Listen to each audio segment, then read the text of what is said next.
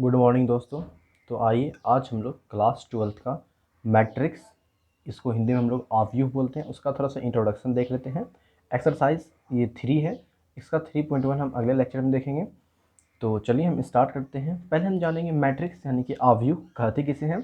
तो मैट्रिक्स का सीधा सा मतलब होता है अरेंजमेंट, यानी कि किसी भी नंबर को एक सीक्वेंस एक सीरीज में अरेंज करने की प्रक्रिया को मैट्रिक्स कहते हैं। इसका हम डेफिनेशन लिखे हैं, the set of mn number arranged in rectangular array having m horizontal, जिसको हम लोग रो बोलते हैं horizontal को, and n vertical, vertical को क्या बोलते हैं हम लोग, कॉलम बोलते हैं, is called m multiply n order of matrix। यानी कि एक मैट्रिक्स होगा जिसको हम लोग ए बी सी के टर्म में हम डिनोट करते हैं। हमने यहाँ पे लिखा भी है, it is denoted by A B C, यानी आप किसी से भी डिनोट कर सकते हैं। तो चलिए हम जानते हैं कि आखिर मैट्रिक्स दिखता कैसा है। तो इस मैट्रिक्स को हम डिनोट करके लिखते हैं ए इजक्वल टू, ये हमारा लिखा हुआ है बड़ी ब्रैकेट, ये छोटी ए छोटी आई छोटी जे ब्रैकेट बंद m मल्टीप्लाई n। यही है हमारा मैट्रिक्स का सिंबल की इस तरह से हम मैट्रिक्स को डिनोट करते हैं। तो ये तो हो गया जिससे हम मैट्रिक्स को डिनोट कर रहे हैं। अब ये हमारा बड़ी ब्रैकेट, तो बड़ी ब्रैकेट ही होगा, यहाँ पे हमने लिखा भी है कि हमारा रेक्टेंगुलर एरे होगा, यानी कि रेक्टेंगुलर या स्क्वायर कुछ भी हो सकता है। तो हमारा ये जो आई है, ये आई क्या है, आइथ रो, इसको पढ़ेंगे, क्या पढ़ेंगे हम जिसको, आइथ रो। रो किसको बोलते हैं हम, ऐसे जो इधर से इधर आता है उसको हम रो बोलते हैं। और ये हमारा जे का जो वैल्यू है इसको हम बोलते हैं जेथ कॉलम, यानी उसको हम लोग क्या बोलते हैं, कॉलम। तो हमारा आई हो गया रो और जी हो गया हमारा कॉलम। अब ये जो एम क्या था हमारा, ऑर्डर ऑफ मैट्रिक्स। एक ऑब्जेक्टिव क्वेश्चन ये भी पूछता है कि ऑर्डर ऑफ मैट्रिक्स क्या होता है, तो हम लिखेंगे एम मल्टीप्लाई एन। क्या लिखेंगे हम, एम मल्टीप्लाई एन, इसको ऑर्डर ऑफ मैट्रिक्स बोलते हैं। जहाँ पे एम क्या है हमारा, एम रो है, और एन क्या है हमारा, कॉलम है। इसको आप ऐसे भी याद रखते हैं, जो पहले आएगा पहले वाला रो दूसरे वाला कॉलम। आई जे में पहले वाला आई, तो आई हो गया हमारा रो, जे कॉलम, फिर एम एन में एम हो गया रो, एन हो गया कॉलम। तो आइए इसको हम अब एक्सप्लेन करते हैं कि आखिर ये होता कैसे है। जैसे कि हमारा ये तो हो गया हमारा फॉर्मूला, समझ लीजिए एक तरह से कि ये इस टर्म में रहेगा। तो इसको हम डिफाइन करते हैं, जैसे हमने लिखा है यहाँ पर ए इजक्वल टू, ये एक मैट्रिक्स का ऐसे सिंबल होता है।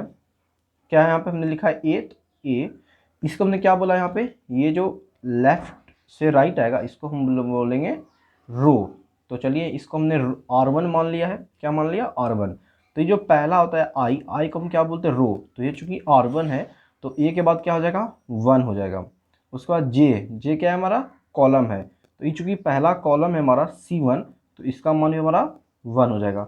आई होप आपको समझ जाएगा कि A11 अगर हम बोलेंगे तो A11 का स्पेस कहाँ है हमारा, रो में पहला स्थान और कॉलम में भी पहला स्थान। अगला देखेंगे हम लिखेंगे ए, ये क्या है हमारा, रो 1 ही है, तो ए के बाद 1 हो जाएगा क्योंकि आई को हम रो से डिनोट करते हैं, और R1 ये है हमारा, तो A1। अब ये जो हमारा अगला ये लाइन आ गया, तो ये हमारा क्या आ गया, कॉलम 2 हो गया, यानी इसको हम C2 से डिफाइन करेंगे। क्या करेंगे, C2 से, क्योंकि ये जे किसका मान होता है, कॉलम का, और कॉलम हमारा क्या है नीचे, C2। ये इसी सीक्वेंस में बढ़ते रहेगा। हमारा लास्ट में ये तो R1 था, तो ये हमारा R1 ही रह जाएगा, यानी कि आई का वैल्यू, इसका रो का वैल्यू 1 ही रहेगा। और जो हमारा कॉलम है, ये कॉलम हमारा कहाँ तक चला जाएगा, n तक, क्योंकि हम लोग किससे डिनोट करते हैं कॉलम को, n से। इसी को हम लिखते हैं यहाँ पे m मल्टीप्लाई n। तो ये हमारा क्या हो जाएगा, 1, और फिर कॉलम का मान हमारा n हो जाएगा। अगला हम देखते हैं a, ये R1 था, ये इस बार क्या होगा हमारा R2 हो जाएगा। तो R2 के लिए हम क्या लिखेंगे यहाँ पे, a रो किसको बोलते हैं हम लोग, आई, यानी कि पहले वाले को। तो यहाँ पे हम लिखेंगे 2। अब ये कॉलम का मान क्या है, 1, यहाँ पे 2 1 लिखा जाएगा। फिर यहाँ से ए, फिर देखिए इसमें रो कौन सा है, दूसरा ही रो है, तो रो वही रहेगा, और कॉलम भी चेंज हो रहा है, तो कॉलम 2 यानी A22 इसका मान हो जाएगा। ये भी ऐसे चेंज होके ये क्या हो जाएगा हमारा ए। अब रो का मान इसमें 1 था तो 1n, इसमें 2 है तो 2, और कॉलम का मान हमारा n है तो 2n। ये इसी सीक्वेंस में बढ़ते जाएगा, और लास्ट में हमारा क्या हो जाएगा, ये सपोज दैट ये हमारा क्या है, m को क्या बोलते हैं हम, रो। तो यहाँ पे सपोज दैट आखिरी टर्म हमारा m हो जाएगा। यहाँ पे a पहले वाले को रो बोलते हैं, तो m, फिर ये क्या है, कॉलम 1, तो कॉलम 1, फिर a, ये हमारा Rm है, यानी कि रो का मान m है, तो यहाँ पे am, फिर यहाँ पे कॉलम 2, तो 2, ये ऐसे बढ़ते जाएगा, और लास्ट टर्म हमारा जाएगा Amn। m का मतलब रो, यहाँ पे m रो चल रहा है, और कॉलम का मतलब n, जो हमारा m चल रहा है, इसलिए Amn हमारा हो गया। और ये m मल्टीप्लाई n है, इसको क्या बोलते हैं हम लोग, order of matrix. I hope आपको समझ में आया होगा। आइए इसका हम कुछ एग्जाम्पल भी देख लेते हैं। एग्जाम्पल मैंने लिखा है जैसे कि ए इज इक्वल टू, ये तो हमारा टर्म यही होगा ए आई जे। अब ये देखिए जो कॉलम है हमारा एम एन, इसके जगह पे सपोज दैट हम ले लेते हैं 1 मल्टीप्लाई 1। यहाँ पे m का मान क्या हो गया हमारा 1 और n का मान क्या हो गया हमारा 1 हो गया। इसको हम कैसे लिखेंगे, तो इसको हम लिखेंगे a इज इक्वल टू, पहले आप मैट्रिक्स बनाने सीखेंगे, क्या है 1 मल्टीप्लाई 1, यानी कि एक रो होगा और एक कॉलम होगा। तो इसका बस इतना ही हमारा सीक्वेंस होगा। और टोटल नंबर अगर पूछेगा, टोटल नंबर ऑफ मैट्रिक्स, तो 1 मल्टीप्लाई 1 जो ऑर्डर होता है उसको मल्टीप्लाई कर देंगे तो टोटल नंबर ऑफ मैट्रिक्स आएगा। तो 1 मल्टीप्लाई कितना होगा 1 ही हो जाएगा। तो हमारा ये क्या होगा, ये A11 है तो पहले हम लिखेंगे A M1 N1, यानी कि कॉलम भी 1 और रो भी 1 ही है हमारा। तो हमारा ये क्या हो जाएगा इसका आंसर A11, और यहाँ पे हम लिख देंगे 1 मल्टीप्लाई 1। ये देखिए ये जो हमारा आ गया ये कॉलम 1 भी हो गया और ये जो हमारा आया ये R1 हो गया। तो इसका अगर आपसे पूछेगा total number of matrix, total number कितना इसमें यूज़ हुआ है, तो इसमें ऑर्डर का मल्टीप्लाई कर देंगे तो जो आएगा वही हमारा आंसर हो जाएगा। ठीक है, अगला एग्जांपल देखिए, कहता है A equal to A I जे। ठीक है, इस बार हम ले लेते हैं यहाँ पे 2 मल्टीप्लाई 2। क्या लिए हम 2 मल्टीप्लाई 2। इसके कैसे अरेंज करेंगे, तो इसमें पहले देखिए इसमें कितना नंबर यूज़ होगा। 2 मल्टीप्लाई 2 कितना होता है 4 होता है, यानी कि 2 एलिमेंट रो में और 2 एलिमेंट कॉलम में हमारा यूज़ होने वाला है। तो इसको हम क्या बोलते हैं m, इसको क्या बोलते हैं n। हमेशा याद रखेंगे पहले वाले को क्या बोलते हैं रो और लास्ट वाले को कॉलम। तो ये हो गया हमारा R1 R2, ये हो गया हमारा C1 C2। ठीक है, अब देखिए रो 1 है, कितने रो हैं 2 रो हैं तो 2 लिख दिए, और n का मान कॉलम भी 2 है तो हमने 2 लिख दिया। और यहाँ पे लिख दीजिए a, पहले वाले को रो बोलते हैं और दूसरे वाले को कॉलम। आई जे में पहले वाले को रो दूसरे वाले को कॉलम। तो रो का मान क्या है 1, तो यहाँ पे 1 और कॉलम भी 1 तो 1। अगला देखिए ए, रो हमारा 1 ही है, कॉलम हो गया 2 तो यहाँ पे 1 2। अगला देखिए ए, रो यहाँ पे 2 हो गया तो 2 और कॉलम 1 हो गया तो 1। अगला देखिए ए, रो यहाँ पे 2 है तो 2, कॉलम 2 तो यहाँ पे 2। ठीक है, आई होप आपको समझ में आएगा। इसका मैट्रिक्स का ऑर्डर हम यहाँ पे डिनोट कर सकते हैं 2 मल्टीप्लाई 2। ठीक है, इसमें भी अगर पूछेगा टोटल नंबर कि कितने यूज़ हुए हैं इसमें, तो इसका क्या करेंगे हम ऑर्डर का मल्टीप्लाई कर देंगे तो हमारा क्या हो जाएगा आंसर 4 एलिमेंट्स इसमें यूज़ हुए हैं। अगला एग्जाम्पल देखते हैं, इसी तरह से आप कुछ भी ले सकते हैं। तो आइए हम एक और एग्जाम्पल लिखते हैं। हमने लिखा है a equal to A I जे, और यहाँ पे एम एन के जगह पे हमने लिखा है 1 मल्टीप्लाई 2। ये क्या हो गया हमारा, पहले वाले क्या बोलते हैं हम रो, जिसको हम लोग एम से डिनोट करते हैं, और इसको हम लोग बोलते हैं कॉलम, इसको हम लोग एन से डिनोट करते हैं। ठीक है, तो इसको हम बनाते हैं a इक्वल टू, यहाँ देखिए कितने एलिमेंट होंगे 1 मल्टीप्लाई 2, 2 एलिमेंट होंगे। रो एक ही बनेगा, यानी कि ये जो हमारा हॉरिजॉन्टल होगा ये कितना होगा सिर्फ एक ही होगा, तो ये हमारा R1 हो जाएगा। बट कॉलम की संख्या कितनी है 2 है, तो एक C1 और एक C2। तो हमने पहले यहाँ पे A दे दिया, रो 1 है तो 1, कॉलम 1 तो 1। ठीक है, अगला है हमारा A, रो 1 तो 1 और कॉलम 2 तो कॉलम यहाँ पे 2 दे दिए। तो आप देख सकते हैं यहाँ पे 1 मल्टीप्लाई 2 डिफाइन कर देंगे। मैट्रिक्स जब भी बनाएंगे उसका ऑर्डर जरूर आप डिनोट करेंगे कि कितने ऑर्डर का ये मैट्रिक्स हमारा बन रहा है। तो ये हमारा कुछ एग्जाम्पल हो गया। तो चलिए हम आगे देखते हैं, इसका हम एक और एग्जाम्पल देख लेते हैं। a equal to A I जे। देखिए यहाँ पे आप एक जगह कुछ भी यूज कर सकते हैं, B C D E F G. हमने यहाँ पे लिखा है it is denoted by A B C, यानी कि आप ए से लेकर जेड तक में किसी भी चीज़ से इसको आप डिनोट कर सकते हैं। तो हमने लिखा है A equal to A I जे, यहाँ पे आप लिख लीजिए जस्ट लाइक 2 मल्टीप्लाई 3। यहाँ पे इस पहले वाला क्या हो जाएगा रो, यानी कि इसमें 2 रो बनेंगे, और ये क्या हो गया कॉलम, यानी कि 3 कॉलम बनेगा। तो हमने लिखा है ए इक्वल टू 2 रो बनेगा, तो ये हमारा 2 रो हो गया। ठीक है, ये हो गया R1, ये हो गया हमारा R2। कॉलम कितने बनेंगे 3, तो C1 C2 और हमारा C3। तो A रो 1 है तो 1, कॉलम 1 तो 1। ये हमारा A रो 1 है तो 1, कॉलम 2 तो 2। फिर A रो 1 तो 1, कॉलम 3 तो 3। ये हमारा A रो 2 आ गया इस बार, तो पहला वाला 2 कॉलम 1।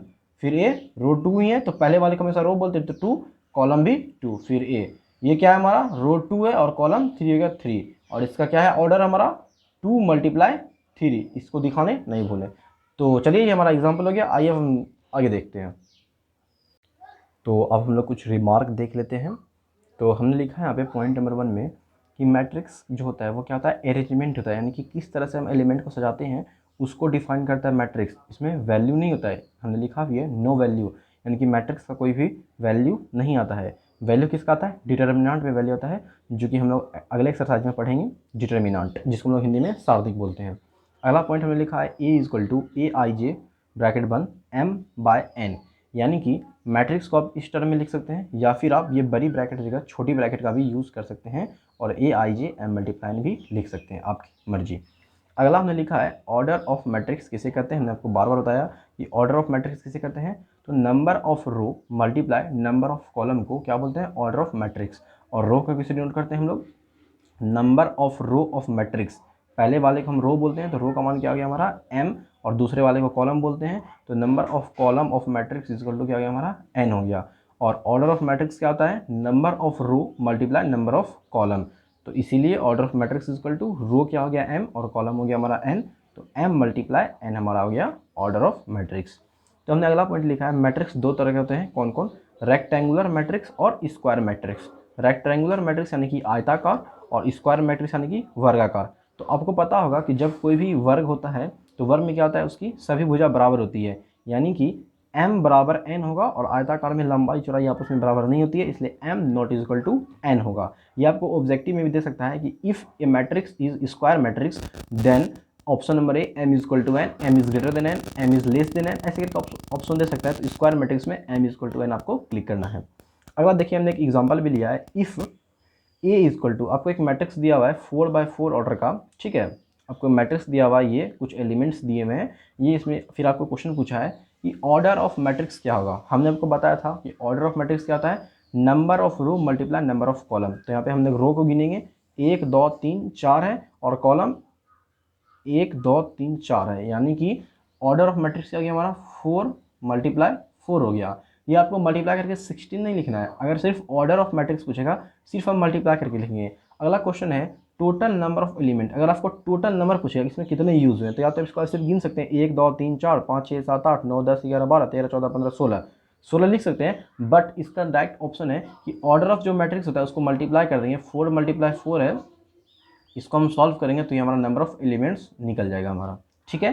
तो आप याद रखेंगे ऑर्डर ऑफ मैट्रिक्स में मल्टीप्लाई में ही छोड़ देंगे, multiply of row number of row और मल्टीप्लाई नंबर ऑफ कॉलम, और टोटल नंबर ऑफ एलिमेंट्स में क्या करेंगे, इसको मल्टीप्लाई कर देंगे, जो होगा हमारा नंबर ऑफ एलिमेंट्स आ जाएगा, ठीक है। अगर आप देखिए हमने कुछ वैल्यू लिया है, इसका आपको मान निकालना है, तो क्या है हमारा, पहला देखते हैं A12, पहले वाले को हमेशा याद रखेंगे रो और दूसरे वाले को कॉलम। तो A12 यानी कि रो का दूसरा, पहले रो का दूसरा कॉलम, ये हमारा R1 हो गया, R2 हो गया, R3 हो गया, ये हमारा R4 हो गया, ये C1 C2 C3 C4। क्या है, 1 2 यानी कि पहला रो दूसरा कॉलम, ये पहला रो है हमारा और दूसरा कॉलम ये है, यानी कि इसका आंसर क्या हो गया हमारा 1 हो गया। अगला देखते हैं A23, 2 क्या हो गया रो और 3 क्या हो गया कॉलम, यानी कि दूसरे रो का तीसरा कॉलम, दूसरे रो का तीसरा कॉलम क्या हो गया हमारा 2, ये हमारा 2 आंसर हो गया। आई होप आपको समझ में आ रहा होगा, ऐसे भी एग्जाम बोर्ड एग्जाम में काफ़ी ज़्यादा ऐसे क्वेश्चन पूछे जाते हैं। अगला है हमारा A32, पहले वाले को रो यानी कि थर्ड रो और सेकंड वाले को क्या बोलते हैं कॉलम, यानी कि तीसरा रो का दूसरा कॉलम, तीसरा रो यहाँ है, दूसरा कॉलम इसका कहाँ यहाँ, तो क्या होगा -2। अगला देखिए A11, ये क्या है, पहला रो का पहला कॉलम, पहला रो का पहला कॉलम क्या है हमारा 2, तो हमारा 2 हो जाएगा। अगला क्या है A22, ये देखिए आप 2 2 यानी कि रो भी 2 और कॉलम भी 2, तो इसका रो 2 ये है, यानी कि 4 5 2 -7 में से कोई एक वैल्यू होगा, और कॉलम भी 2 है, तो इसको कॉलम 1 कॉलम 2 क्या गया हमारा आंसर 5। अगला है हमारा A31, ठीक है, A31 यानी कि 3 रो और पहला कॉलम, थर्ड रो और पहला कॉलम क्या हो गया 0, हमारा आंसर हो गया। अगला देखिए A14, पहला रो, पहले वाले को रो बोलते दूसरे वाले कॉलम, पहले रो का चौथा कॉलम क्या होगा हमारा 3। अगला है A13, ठीक है, A13 यानी पहला रो का तीसरा कॉलम, पहला रो का तीसरा कॉलम ये हो गया हमारा कॉलम 3 √3। तो चलिए दोस्तों, आई होप आपको समझ में आएगा, आज के लिए हम इतना ही रखने देते हैं, तो बाकी का हम लोग अगले लेक्चर में करेंगे। Thank you. अब हम लोग एक और क्वेश्चन देख लेते हैं।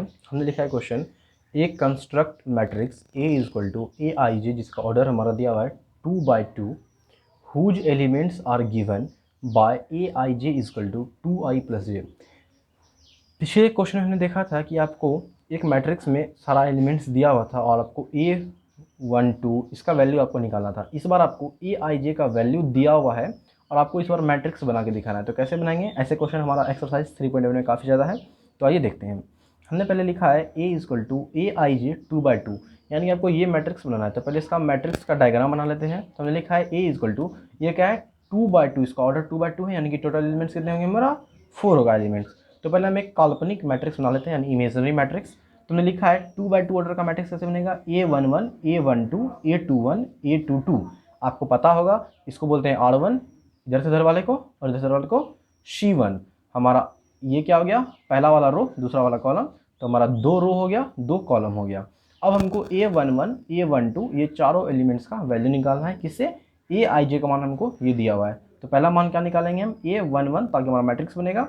तो 2 मल्टीप्लाई आई का मान क्या दिया हुआ है? 1, तो 1 प्लस जे का मान 1, तो 1। तुम्हारा ये क्या होगा? 2 × 1 2 प्लस 1 3। अगला देखिए ए क्या है हमारा? 1 2 1 2, यानी कि आई का मान क्या हो गया हमारा? 1। पहला वाला हमेशा क्या होता है? रो, और उसको हम लोग आई और एम से भी डिनोट करते हैं। 2 × 1 प्लस इस बार क्या हो जाएगा? जे का मान 2, तो क्या हो जाएगा? 4 हो जाएगा। अगला क्या है? A21 ये हमारा क्या हो जाएगा? 2 × आई का मान 2 2 प्लस जे का मान 1, तो 1। 2 × 2 4 प्लस 1 5। अगला क्या है? A22 2 2 क्या है? 2 × आई का मान 2 प्लस जे का मान भी 2, तो 2 2 दूनी 4 2 6। ये हमारा एलिमेंट्स का वैल्यू है। क्या हमको क्या पूछा था?